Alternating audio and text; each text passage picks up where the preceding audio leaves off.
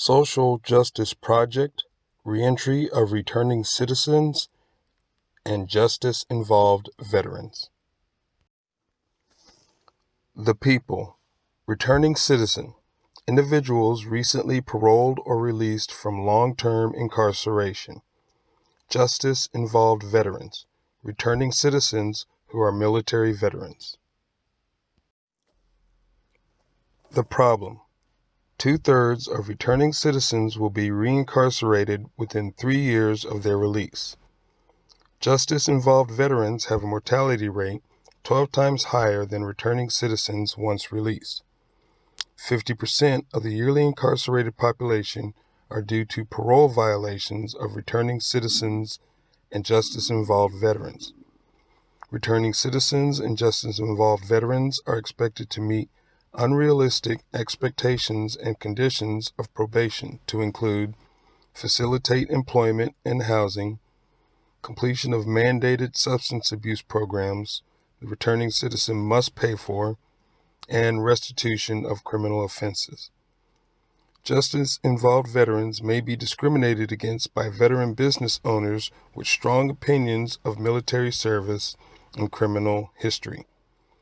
Justice-involved veterans are stigmatized as violent offenders due to their military training, regardless of the job they performed during their military career. Parole and probation officers are the approving authority for violations with no additional legal proceedings prior to being reincarcerated.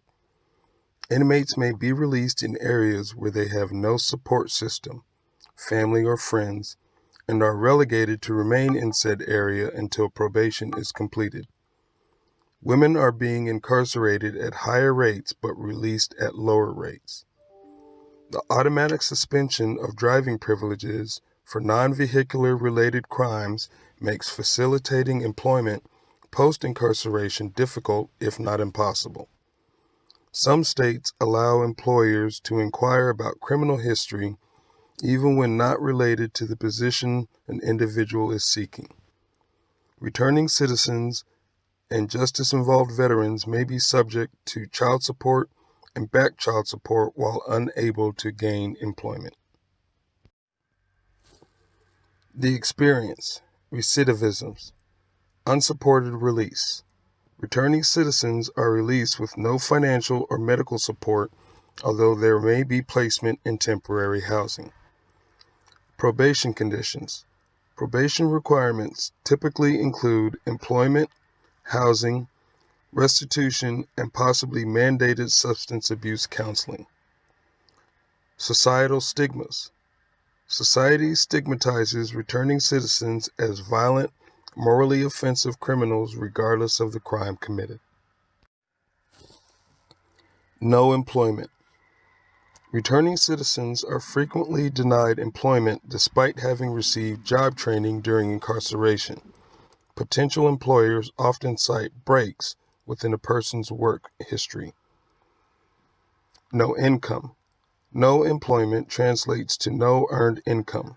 Returning citizens are forced to live on donations, charity, or work in unofficial capacities, or known as under the table. Homelessness and restitution. With no income, returning citizens may not be able to obtain probation-approved housing, pay for mandated counseling, or make offense-related restitution, which constitutes a probation violation. Probation violation. Individuals may deliberately commit criminal acts to fulfill either basic needs or probation requirements. The end result is the returning citizen or justice-involved veteran being reincarcerated for probation violations while participating in a system geared towards their failure versus their success. The solution: state and national recognition and adoption of reentry programs within parole and probation operations. This includes state and national funding. Funding reappropriation of parole and probation services to be distributed as 25% for parole and probation operations, and 75% for reentry operations. Creation of reentry coalitions to provide referral to medical, psychiatric, and social services, including employment, and assist with short-term housing to facilitate employment until returning citizens or justice-involved veterans can obtain their own housing. Local government agencies, businesses, churches, law enforcement, and the community must collaborate to create productive members of society. Assessment of inmates' reentry needs prior to release and the incorporation of reentry training during long-term incarceration. Training of incarcerated individuals in reentry operations to include what services can be provided.